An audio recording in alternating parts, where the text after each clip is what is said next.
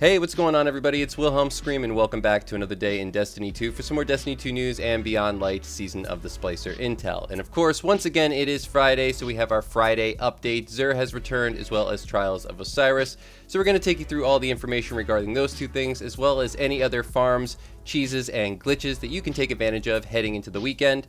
But before we get to all that information, just remember to subscribe to the YouTube channel, turn on all the post notifications, the bell that's right next to the big red subscribe button, and follow me on Instagram or Twitter. They'll be linked in the description box down below to be entered into that giveaway at 50,000 subscribers. And as always, if you stick around until the end of the video, I'll have a secret hashtag you can leave in the comments section to be entered into that giveaway a second time for this video. And remember, those secret hashtags stack between all videos. So if you haven't done this on a previous piece of content on this channel, why not go back, check out another video, and of course, do it again.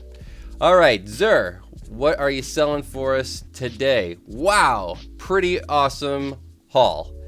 This weapon, the Two-Tailed Fox. Very interesting glitch when it comes to this particular exotic. Some people might not know, but this exotic, I don't know if it has a secret perk, but regardless, it definitely works contrary to how Destiny wanted. This particular exotic actually has a overload stagger glitch on it. That means that it can actually stagger overload champions. Not quite as well as actual overload, well, anything that is fired with an overload mod equipped, but it does some pretty good work. So it's actually a better rocket launcher than most other rocket launchers when it comes to doing things like Nightfall's ordeals or even Grandmaster Nightfalls when we get around to that, which should be launching pretty soon, I think at the end of this month. So definitely pick up the Two-Tailed Fox if you don't have it. Like I said, that overload stagger perk, I don't know if it's just something that's intrinsic or a hidden perk or a glitch, but in either case, I would definitely pick it up. We have the Stompy EEE5 or EE5, add an extra E, for the Hunter class. Definitely an exotic to have if you don't. This is one of those things where if you're looking to perform a couple of out-of-bounds glitches here and there, maybe to get some extra raid loot, wink wink, this is going to be one of those things that you're going to have if you are a hunter. Gives you that little bit of extra jump, might be the thing that allows you to get to that ledge that you need to get to so that you can actually get your free loot. So pick it up, even though it's kind of a crummy roll if you don't have it. We have the Severance Enclosure. I don't know if I've ever seen this particular exotic sold before. 61 total rolls for the Titan class. Power melee kills and finishers unleash explosions. I don't think I've ever seen him sell this before. Maybe he has. It's certainly kind of a cool looking exotic. I'm going to pick this up just because I don't have it. Oh, I don't have enough space. I'll have to come back for it. But maybe consider this one. I don't think he sold this, at least not that often. And then we have the Chromatic Fire for the Warlock class. Kinetic Precision Final Blows create elemental explosions while using a light subclass. This used to be really well tandemed with the Last Word. Or no, what was the exotic? Let me just quickly go through. The exotic hand cannon that the name is escaping me. The Ace of Spades. This used to work really well with that. I don't know if those things tandem as well as they used to, but I don't find myself using this exotic that much. 64 total roll though, and fairly well placed for a Warlock, so maybe consider it. Of course, you can pick up an exotic Ingram. I'll just pick up one since, you know, you guys are here watching. I got the transverse steps. What is the roll on those transverse steps? I went to my inventory, of course. Well, if they're better than 65, but that's going to be a hard one to beat.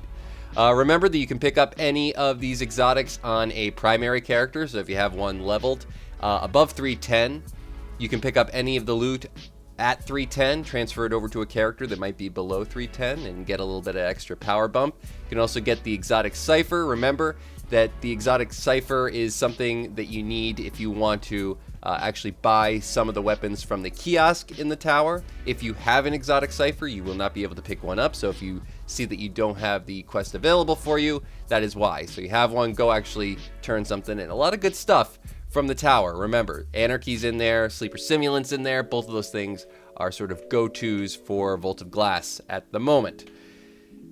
And that is it for XUR today. So let's make our way quickly over to Saint 14, because today the map is the Burnout, so kind of a all-around map. Nothing really major as far as glitches are concerned with that map. But for the 3 wins and the bounty, basically giving them away, we have the Eye of Soul Sniper. So, take full advantage, because the Eye of Soul is a pretty awesome sniper.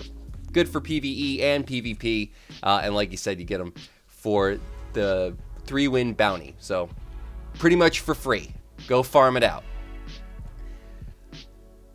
And that is it so far for trials. Remember, for 5 wins, 7 wins, and flawless, they will be linked in the description box down below. But we're going to just kind of take a little tour of the tower here. I'm going to head over to Ada1 because she is selling a pretty good mod today. Maybe on the way over there, stop off at Banshee 44. But while we do, just a couple of other little things that I want to discuss. Remember, the Vault of Glass raid chest glitch is still working.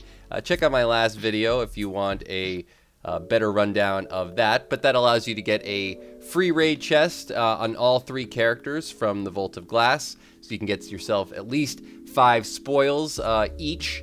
Remember that the Kali glitch, where you can get into Kali and not actually have to, well, you won't take any damage. You can just burn down the boss. That'll give you 3 extra spoils per character. You can do that. That's still working.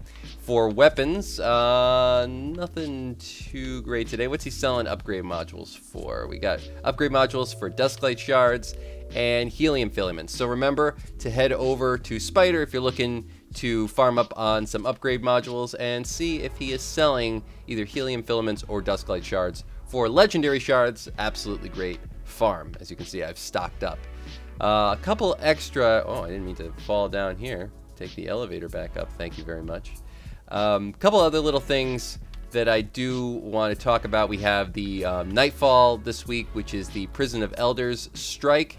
Prison of Elders has a really easy glitch at the end if you're going for the master difficulty and you're just having a little bit of trouble, where you can actually get outside of the map. I think I've covered that in the past before. Maybe I'll link that video at the end, but there's just a simple little hole in the wall once you get actually into the boss zone that lets you sort of get up and outside of the map. So pretty easy farm when it comes to that. So maybe pick up yourself some Ascendant Shards or Enhancement Prisms.